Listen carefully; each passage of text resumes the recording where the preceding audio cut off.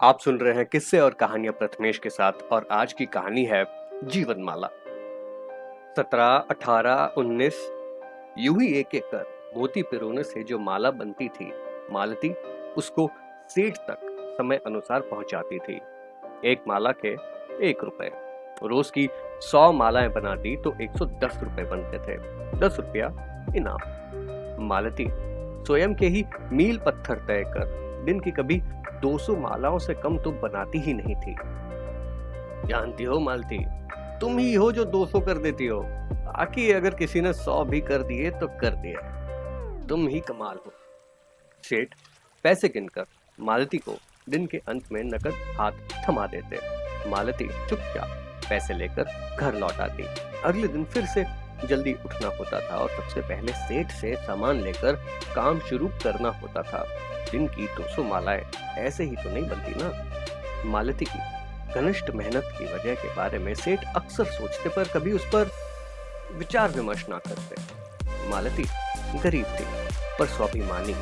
वो चाहे मेहनत की रूखी आधी रोटी ही दिन भर में कमाए, पर एहसानमंद परोसी थाली का एक निवाला भी ना कट गया। कुछ 2 साल पहले मालती की शादी एक घिनौने, शराबी और आवारा किस्म के आदमी से हुई, जो मालती को प्रेम तो दूर उसके अस्तित्व को अपने घर की गंदगी समझता था।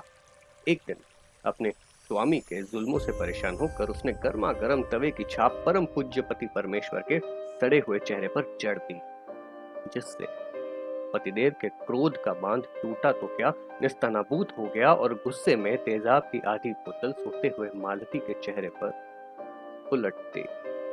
जाहिर बात है कि मालती ने जैसे तैसे अपना इलाज करवाया और घर छोड़ दिया, पर उसके मायके वालों ने भी उसे अपनाने से मना कर दिया। मालती के पास और कोई चारा नहीं था सिवाय इसके कि वो आश्रम में रह ले। आश्रम से जुड़ने के बाद वहां की महिलाओं ने आमदनी कमाने हेतु मालती को सेठ जी से मिलवाया और 2 साल से वो सेठ जी के यहाँ माला पिरोने का काम ही करती थी। पहले 3-4 महीने में मालती भी दिन के 80-90 मालाएं ही पिरोती थी। बदलाव तो तब आया जब उसे पता चला कि वो गर्भवती है। बच्चे की जिम्मेदारी अगर लेनी है तो मालती को संभवतः सोचना होगा कि ज्यादा पैसे कैसे कमाएं, और वहां से उत्पन्न हुई दोगुनी तिगुनी मेहनत करने की इच्छा। मालती ने दिन के 100, 150 और आखिरकार 200 तक मालाएं पिरोनी शुरू की और पैसे इकट्ठे करने शुरू किए। अपने खान पान का ख्याल रखा ताकि बच्चा स्वस्थ हो और पोषण उसे सही मिले। सेठ जी को ही सिर्फ याद है और वो ही इस वाक्य का बयान सही सही करते हैं कि कैसे बच्चे के जन्म वाले दिन पर भी मालती ने 150 मालाएं समय से पहुंचाई थी और अगले दिन अपने नवजात के साथ उसे कपड़े की गठरी सी में बांधकर अपनी पीठ पर लाद कर वो अगली सुबह काम पर फिर लौट आई। अरे मालती, कुछ दिन तो आराम कर लो। पर मालती ने सर हिलाते हुए अपने नन्हे शिशु को एक हाथ से चलाते हुए दूसरे हाथ से धागे और मोतियों की गठरी उठाते हुए काम करने का निश्चय किया। आज 2 साल बाद सेठ जी देखते हैं तो आज भी मालती बाकी कामगारों के मुकाबले 2 से 3 गुना ज्यादा काम करती है।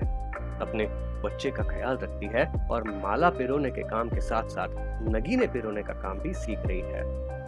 न जाने मालती जैसी कितनी ही महिलाएं यूं समाज के अनुच्छेदों के कारण जूझ रही है। क्या ये इंसानियत का पैमाना सही है जहाँ एक भी इंसान को स्वनियमित कारणों की वजह से जूझना पड़े?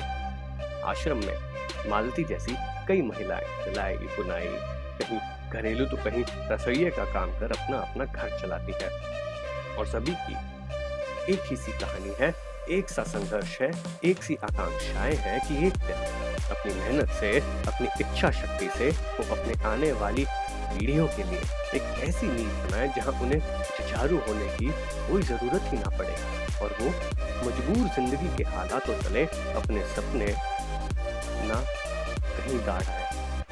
मालती चाहती है कि उसका बेटा डॉक्टर बने और उसकी पढ़ाई लिखाई के लिए वो जान डालने जितनी मेहनत करने के लिए तैयार और सशक्त है।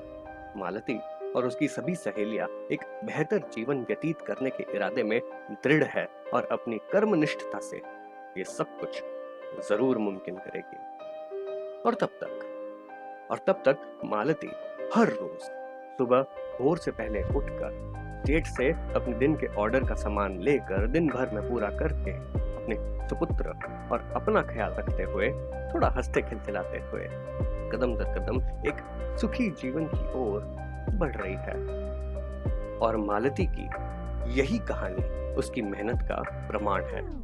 क्या आप भी मालती से कुछ सीख सकते हैं? और हाँ, तो क्या मालती की कहानी को अपने में अमर कर सकते हैं? हो सके तो जरूर कीजिएगा। क्या पता किसी दिन आपके किस्से से भी हम प्रेरणा ले सके। अगर आपको ये कहानी पसंद आई तो इसे लाइक कीजिए, अपने दोस्तों के साथ शेयर कीजिए और चैनल को सब्सक्राइब जरूर करें। आप सुन रहे थे किस्से और कहानियां प्रथमेश के साथ। अगर इस कहानी का ओरिजिनल ऑडियो आप सुनना चाहते हैं तो उसे सुन सकते हैं सिर्फ और सिर्फ कुकू FM पर, जहां पर आप पाएंगे 100 से अधिक कहानियां। तो प्लीज चैनल को सब्सक्राइब करें और सुनते रहिए किस्से और कहानियां। कहानी सुनने के लिए बहुत बहुत धन्यवाद।